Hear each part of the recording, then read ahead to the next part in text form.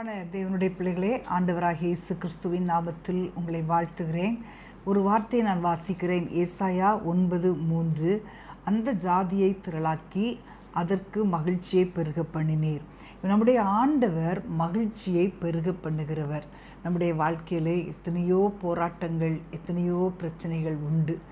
ஆனாலும் ஆண்டவர் அந்த போராட்டங்களை எல்லாம் மாற்றி எல்லாவற்றுக்கும் ஒரு முடிவை கொடுத்து நம்முடைய சந்தோஷத்தை ஆண்டவர் பெருக பண்ணுகிற தேவன்.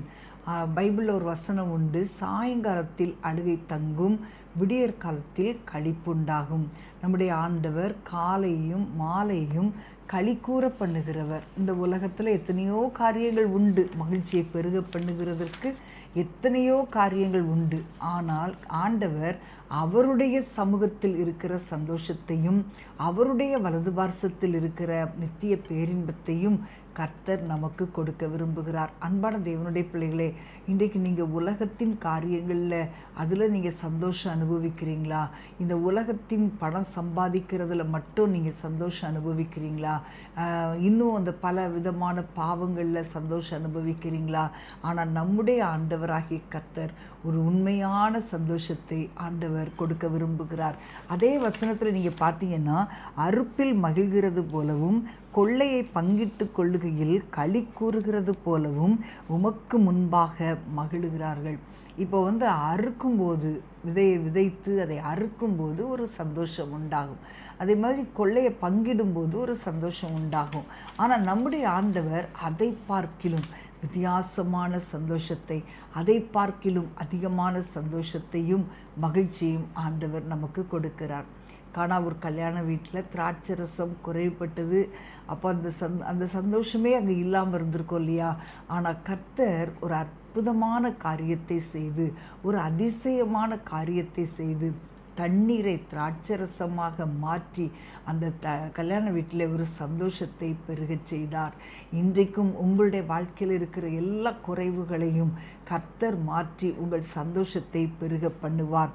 மகிழ்ச்சி எப்படி வரும் அப்படின்றது தெரியாது, ஆனால் அவர் நம்மை மகிழ பண்ணுகிறவர். அதை மட்டும் நீங்கள் விசுவாசிங்க. உங்களுடைய வாழ்க்கையில் மகிழ்ச்சி பெருகி கொண்டே இருக்கும், சந்தோஷம் பெருகி கொண்டே இருக்கும். வீணான காரியங்களை குறித்து கவலைப்படுகிறத விட்டுட்டு ஆண்டவர் சொல்கிறாரு, பவுல் சொல்லுகிறான் பிலிப்பியரில், சந்தோஷமாக இருங்கள், சந்தோஷமாக இருங்கள் என்று மறுபடியும் உங்களுக்கு சொல்லுகிறேன். ஸோ நம்ம சந்தோஷமாக இருக்கும்படி ஆண்டவர் நமக்கு அற்புதங்களை செய்ய விரும்புகிறார். அன்றைக்கி பார்த்தீங்கன்னா, லாசரு செத்து போன உடனே அவனுடைய சகோதரிகள் அவ்வளோ அழுறாங்க, அவங்களால தாங்க முடியலை. ஆனால் இயேசு வந்தார். வந்த உடனே அவர் கல்லறைக்கு போய் ஒரே ஒரு வார்த்தை, லாசருவே வெளியே வா என்றார். அந்த குடும்பத்தில் அவ்வளோ பெரிய சந்தோஷம்.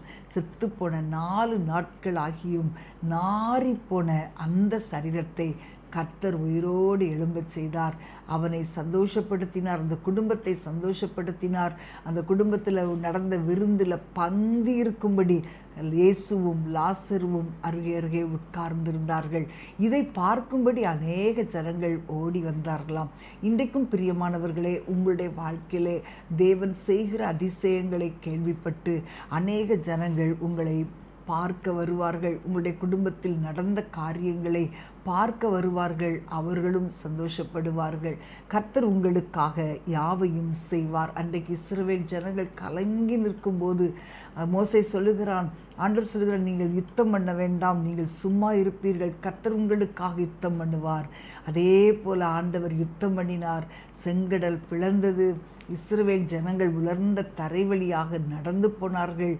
எகிப்தியரும் அவர்களை பின்தொடர்ந்து போகும்போது அவர்களை அந்த செங்கடலின் நடுவிலே கர்த்தர் கவிழ்த்து போட்டார். செங்கடலின் கரைக்கு வரும்போது ஜனங்கள் மிகுந்த மகிழ்ச்சியோடு கர்த்தரை பாடி மகிமைப்படுத்தினார்கள். பிரியமானவர்களே, இன்றைக்கு உங்களுக்கு முன்பாக ஏராளமான யுத்தங்கள் இருக்கலாம், ஏராளமான பிரச்சனைகள் இருக்கலாம், ஏராளமான போராட்டங்கள் இருக்கலாம். என்ன செய்வோம் என்று தெரியாமல் நீங்கள் திகைத்து கொண்டிருக்கலாம். ஆனால் கர்த்தர் உங்களுக்காக ஒரு மகிழ்ச்சியான காரியத்தை செய்து கொண்டிருக்கிறார். உங்களை சந்தோஷப்படக்கூடிய காரியங்களை செய்து கொண்டிருக்கிறார். நீங்கள் நம்புங்க, நிச்சயமாக கர்த்தர் உங்கள் வாழ்க்கையில் அற்புதங்களை செய்வார், உங்களை சந்தோஷப்படுத்துவார். நாம் ஜெபிப்போமா? அன்பான ஆண்டவரே, ஸ்தோத்திரிக்கிறோம் அப்பா. ஆண்டவரே, இன்றைக்கு வேதனையோடு கலங்கி கொண்டிருக்கிற நம்முடைய பிள்ளைகளுக்காக நான் ஜெபிக்கிறேன் தகப்பனே. எப்படிப்பட்ட காரியமாக இருந்தாலும், எவ்வளோ பெரிய சவாலாக இருந்தாலும், எவ்வளோ பெரிய தோல்வியாக இருந்தாலும், நம்முடைய பிள்ளைகளுடைய கலக்கங்களை நீக்கி நீர் மகிழச் செய்கிற தேவனாக இருக்கிறதற்காக ஸ்தோத்திரம். ஆண்டவரே, இவர்களுடைய வாழ்க்கையை மற்றவர்கள் பார்க்கும்போது உண்மையாகவே இவர்களுக்கு அற்புதம் செய்கிற தேவன் ஒருவர் இருக்கிறார் என்று சாட்சி சொல்ல நீர் உதவி செய்வீராக. அழுகையின் பள்ளத்தாக்கை உருவ நடந்து நீரூற்றாக்கி கொள்ள செய்வீராக.